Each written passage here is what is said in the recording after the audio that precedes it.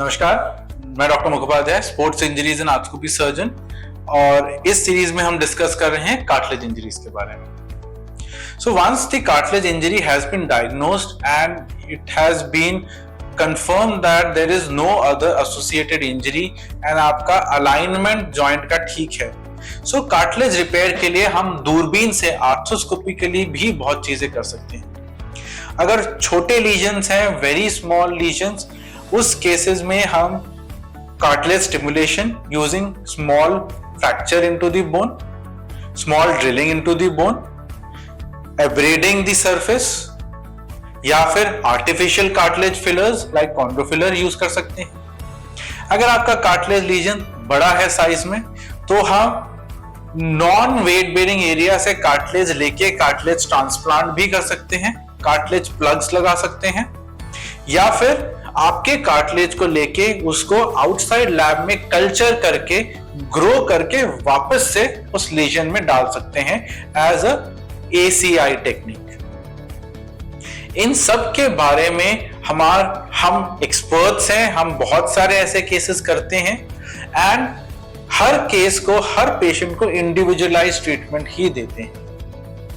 अगर साथ में आपका लिगामेंट इंजरी है या मेनिस्कस इंजरी है, उसको भी सेम ही सिटिंग में रिकंस्ट्रक्शन या रिपेयर किया जाता है and it is very important to add that stability to the joint when doing a cartilage procedure to prevent wear out of the new cartilage that is being formed. Extreme cases में जहां पे joint alignment भी damaged है, joint alignment restore करना जरूरी है।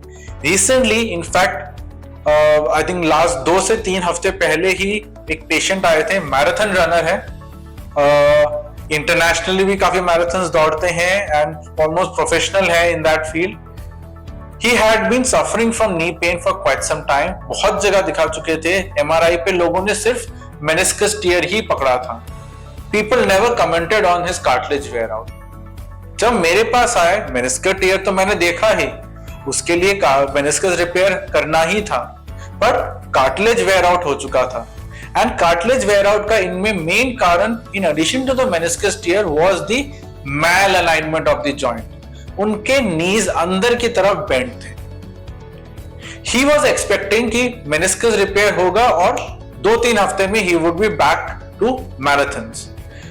आई made him sit down, explain the gravity of the situation and finally we did a alignment correction जहां पे हमने inward bend knee को straighten किया, meniscus रिपेयर किया और सिंगल सिटिंग कार्टिलेज रिपेयर भी किया using the cartilage filler। इनका rehabilitation definitely slow हो गया, but his outcome would be significantly better।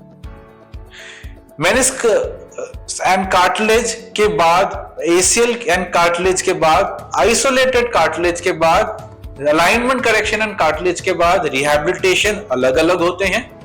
और इन रिहैबिलिटेशन प्रोटोकॉल्स के बारे में जानने के लिए जुड़िए हमारे नेक्स्ट एपिसोड में।